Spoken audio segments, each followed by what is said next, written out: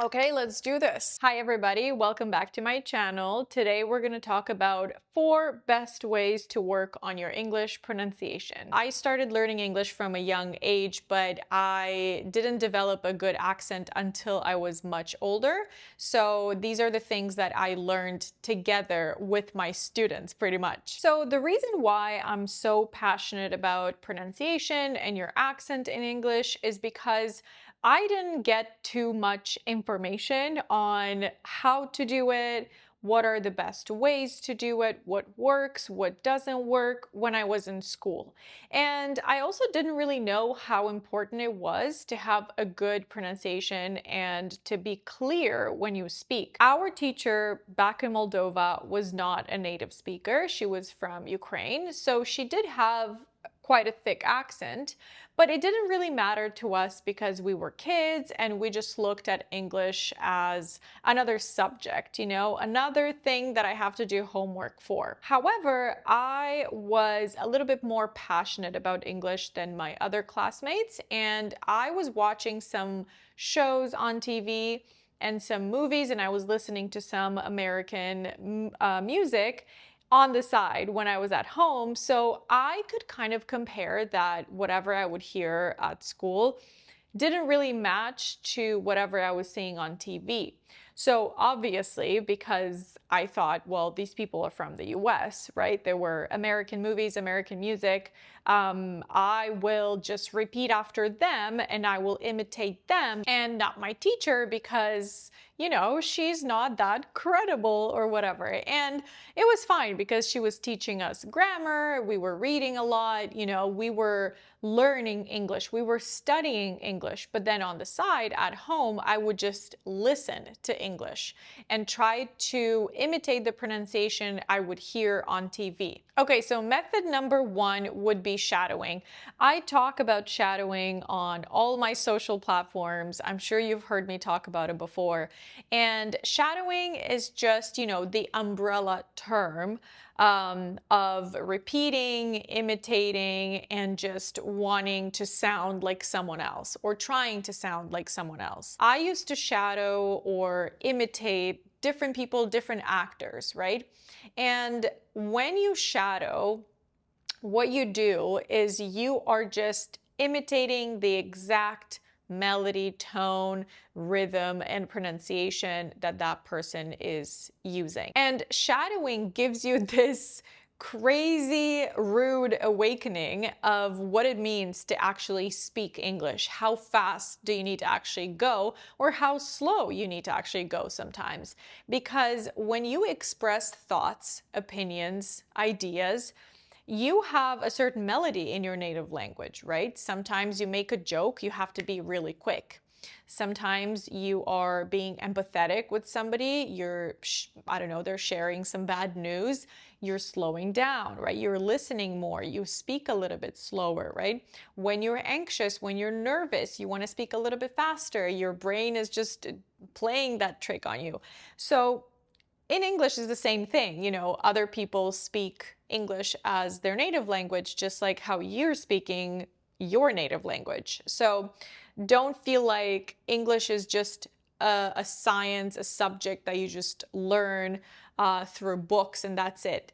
It's skills, it's communication, it's personality, it's point of views, it's opinions, it's reactions, it's emotions, feelings, right? So when you shadow, you practically learn a lot more about someone's culture, about how they see things, about how they respond to things, about how they react to things in the moment, how their voice goes up and down. So you get to learn that as well. If you do shadowing consistently, you're going to notice how some sounds become easier for you, how some words become easier for you, and how you start noticing repeated sentences or reactions in people's communication and dialogues. When you're doing shadowing, take a clip from a video, from a podcast, from a TV show, whatever it is. I made a 28-day shadowing playlist. I'm going to put the link over here if you want to check it out.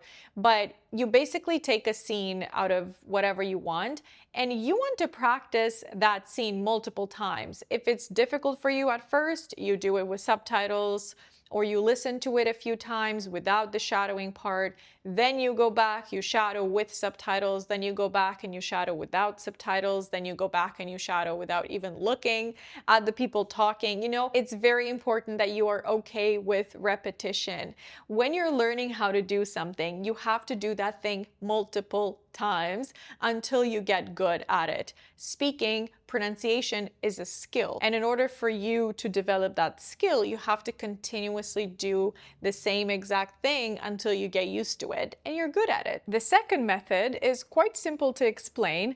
Work with a teacher or a dialect coach. Real-time, personalized feedback is the best way to catch those mistakes that you yourself cannot hear. This is a huge part why mistakes stick around for years, even in people who are otherwise fluent. Your own ear gets used to what you're saying and how you're saying it, so in time you don't even notice that you're saying something wrong, but native speakers will notice it right away. So a teacher or a dialect coach will be able to catch those habits early on and work on them with you so you don't reinforce the same mistakes over time. However, the catch, and I think most people know this, is accessibility.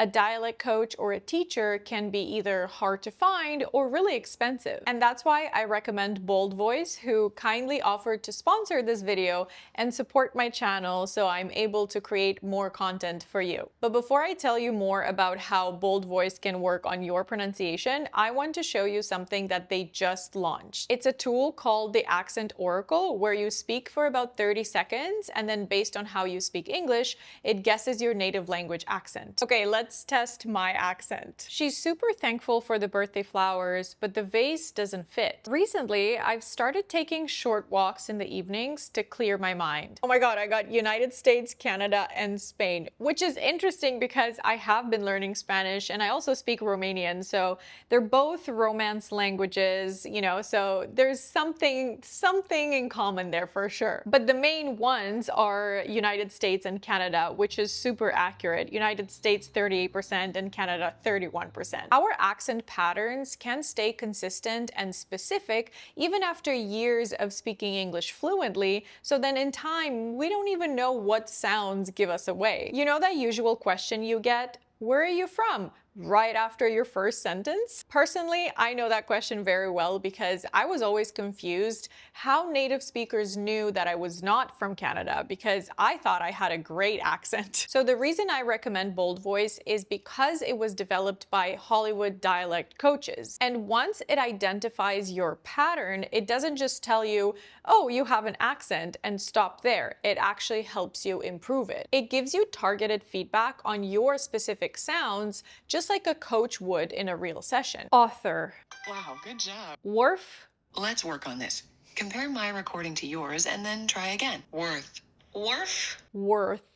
Awesome, you got it this time. You can also use the Practice My Text tab where you can rehearse a presentation you have coming up or some interview questions and answers or any other text that you're preparing to speak on, so you make sure you say everything correctly. On the content side, we published 3 blog posts targeting high intent keywords, already driving early organic traffic gains. Make sure you say j and not ch. Instead of budget, try to say budget. Budget. Try again with the j sound. Let's start.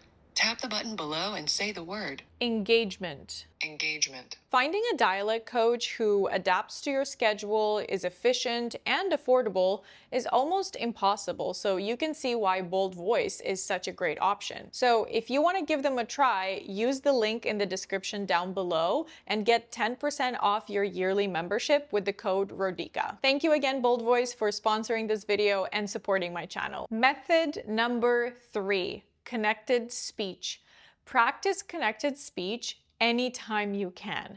And what connected speech means is words that are connected in speech. When you're reading something, it's very easy to get carried away or distracted by that little space between the words. You think that that gives you an opportunity to stop, or that gives you the right to stop, and that is not the case. When you speak, you don't have that space. You don't see that space. You don't imagine that space.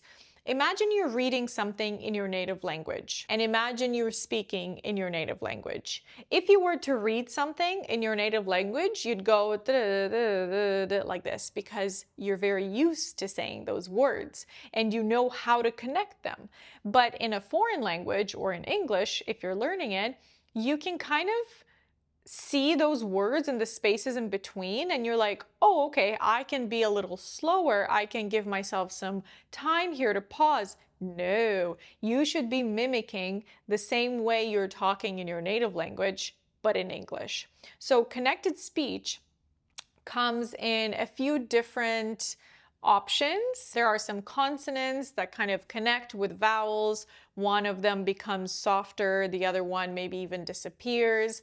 There's some other consonants that, together one of them completely goes away and the other one becomes a little bit more silent. So there's a few things that happen in connected speech, and I will develop something that will go a little bit more in depth on this topic, but until then, just have the connected speech in mind. So, for example, whenever you say the simplest sentence, doesn't have to be anything complicated, right? For example, the expression or the sentence, I'll be right back, okay?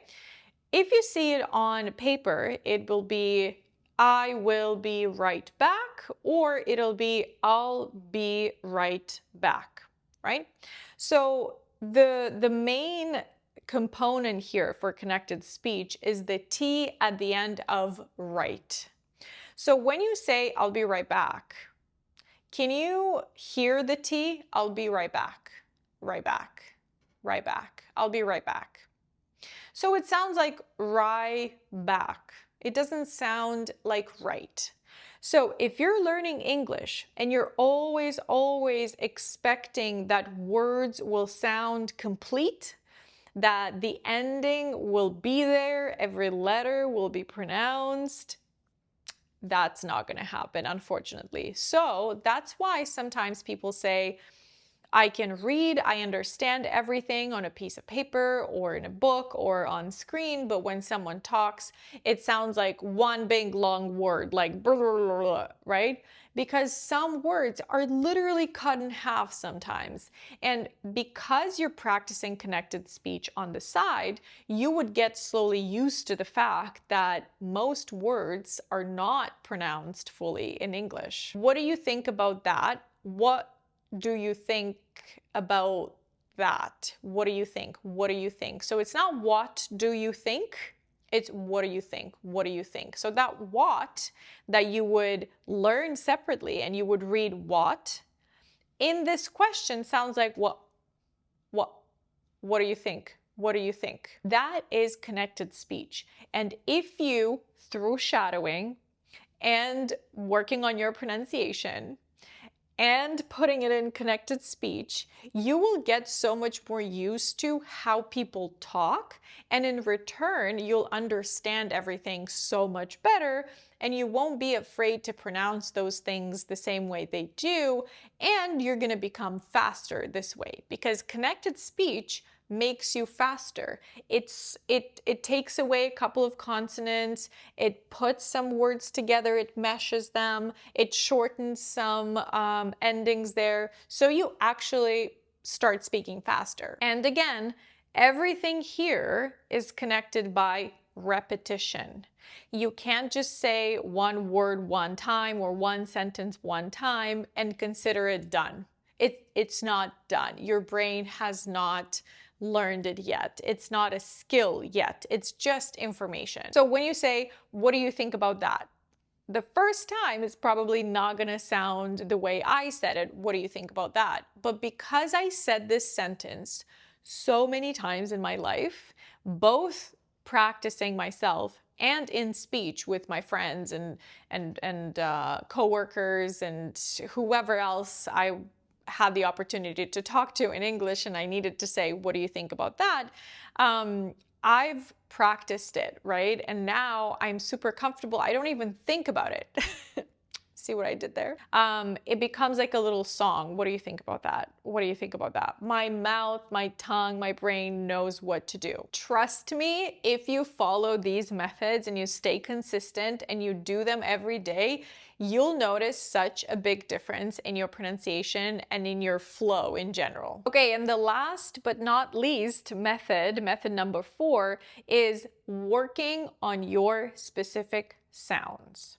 So your native language will most likely not have some sounds that English does and the other way around, or you'll have the tendency to pronounce certain sounds the way they would sound in your native language. A lot of people will struggle with the same sounds, like the th, for example, or the r's, if they don't exist in their native language. So this is kind of like a common struggle in English, but a lot of other people will struggle with specific sounds like T or V or B or Z or S, like so many different sounds that the letters are kind of the same in both languages because maybe they share the same alphabet, but the sounds are completely different. And this method kind of incorporates the other 3 because you would need to have either a dialect coach or a teacher or an app like BoldVoice to identify those specific sounds that you need to work on, that you keep having an issue with, because you will notice a pattern. If you don't do that, then when you're shadowing, record yourself. So then compare your recording to the author, to the speaker that you were shadowing, and then see, does this sound the same? And if it doesn't, select the words and find what sound from that word is actually wrong. And a lot of the times you'll have an issue with certain sounds because you're not used to putting them in connected speech. So your speech is very robotic, is very like chopped up, you know, because you're pausing in between words too much. And nowadays we have so many different tools to use, and you can just ask AI, hey, this is my native language.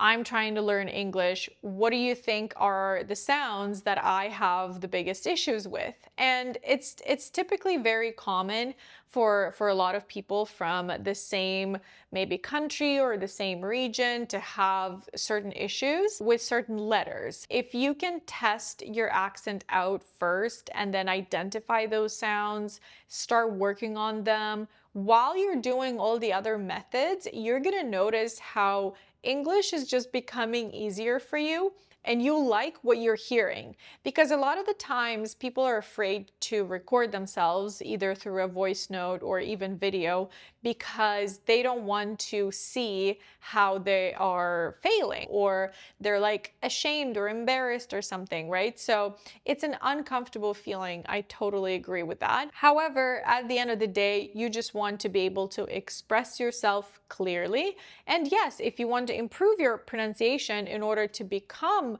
better at speaking and more confident and be understood and just more coherent, more articulate in general, then these are the methods that will push you further and faster than any other ones, at least in my experience, because this is what helped me, this is what helped my students, and this is something that is truly coming out of practice, not just books or theory. One important thing I want you to remember is that progress won't be noticeable in a day or in a week, okay?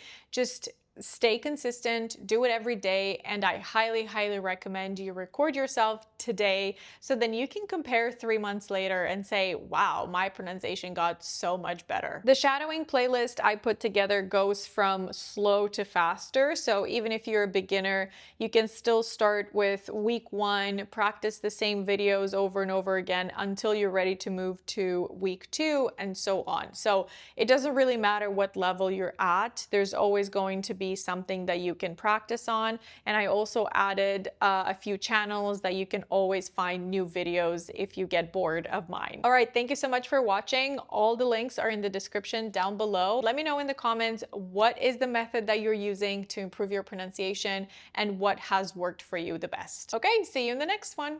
Bye.